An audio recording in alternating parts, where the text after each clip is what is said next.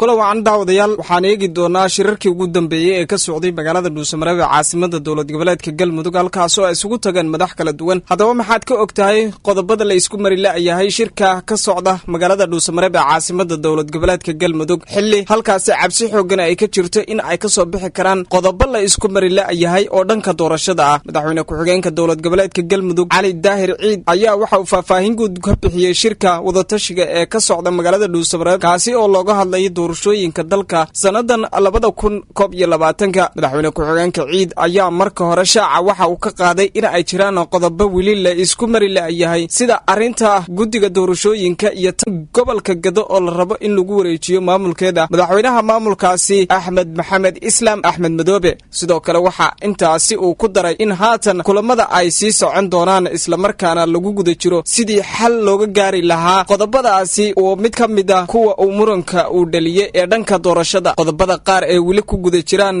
madaxweynayaasha maamulada xubinta ka ah dowladda dhexe ee Soomaaliya iyo kuwa maamul goboleedyada la isku mari laayahay waxa ka mid ah dhanka doorashada oo si xoogan la iskugu mari laayahay iyo waliba arinta gobolka Gado. Madaxweyne ku-xigeenka maamulka Galmudug oo hadalkiisa sii wata ayaa waxa uu xusay in ay rajo wanaagsan ka qabaan in xal waara laga gaaro muranka ka taagan arinta guddiga doorashooyinka dalka isaga oo soo dhaweynaya iyo intii ka horeysay ee shirarkii kulamadan ka horeeyay sida muuqata aad ayay isugu dhow yihiin labada dhinac marka laga hadlayo guddiga doorashooyinka ayuu yiri mar kale madaxweyne ku-xigeenka dowlad goboleedka Galmudug Cali Daahir Ciid. dhinaca kale hadaynu eegnana xilli khilaaf xoogan wili ka taagan yahay dhanka doorashada ayaa shirar ay saacadihii la soo dhaafay ku lahaayeen magaalada Muqdisho xubnaha midowga musharaxiinta madaxweynaha Soomaaliya ayay ka soo saareen go'aano culus. Haddaba go'aanadaasi ayaan eegi doonaa.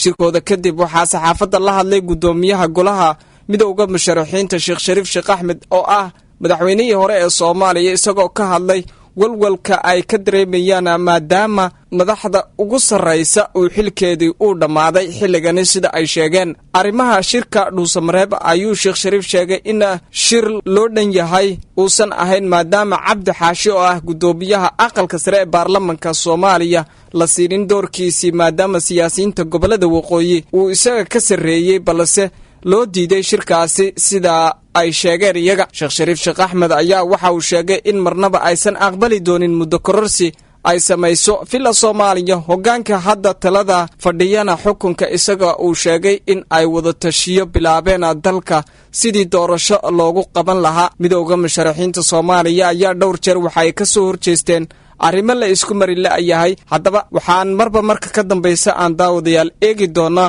waxa ka soo baxa fila Soomaaliya iyo shirka Dhuusamareeb iyo midowga musharaxiinta oo shirar gooniya ku leh magaalada Muqdisho inta ay iyagu ku maqan yihiin madaxda dalka ugu sareysa magaalada Dhuusamareeb ee caasimada dowlad goboleedka Galmudug. dhinaca kalena dowladda federaalka Soomaaliya ayaa sheegtay in ay gacanta ku soo dhigi doonto Generaal Xuud iyo ciidamadiisa oo ka dagaalama magaalada Beledweyne. waxaana degan xaaladda magaalada Beledweyne kadib markii maanta uu halkaasi ka dhacay dagaal u dhaxeeyay ciidamada dowladda Soomaaliya iyo maleeshiyad uu hogaaminayo Generaal Xuud. taliye ku-xigeenka qaybta 27aad ee ciidanka xoogga dalka Saalax Yacquub Saalax oo warbaahinta la hadlay ayaa waxa uu sheegay in ciidamada dowladda Soomaaliya ay ku raajoogaan Generaal Xuud iyo ciidamadiisa isla markaana waxa uu sheegay in ay gacanta ku soo dhigi doonaan.